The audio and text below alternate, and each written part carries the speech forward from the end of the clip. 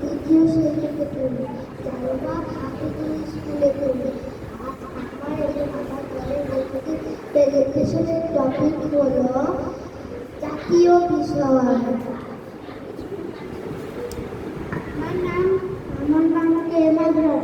আমি ক্লাস 2 বাংলা ভাষণে পড়ি। আমার উপস্থাপনের বিষয় হলো জাতীয় ফল কাঁঠাল।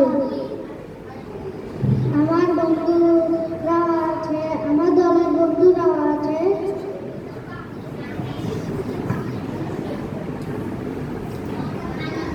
আমি হলাম বাংলাদেশের জাতীয় মাছ ইলিশ। আমি সামুদ্রিক মাছ।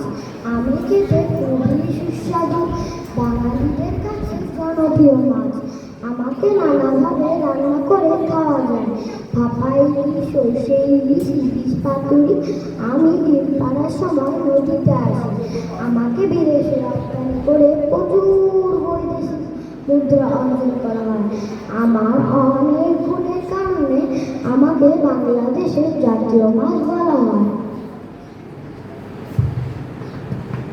প্রত্যেক দেশে একটি জাতীয় পশু রয়েছে।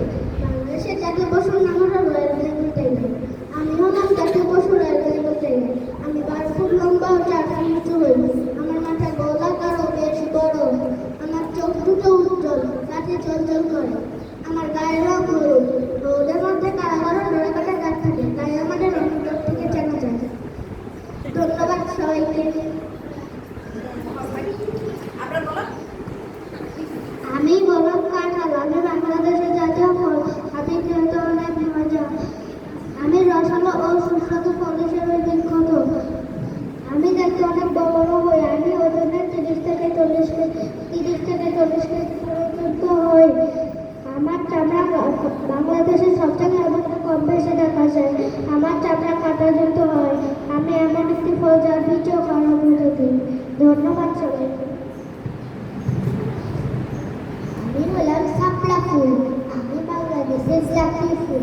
বাংলাদেশে প্রায় সকল অঞ্চলে আমাকে পাওয়া যায়, বলে আমি বাংলাদেশের জাতীয় ফুল। সাধারণত আমি সাদা, লাল, বেগুনি রঙের হয়ে থাকি। আমি জলে জন্মাই, আমাকে জলোদ্ভিদ বলা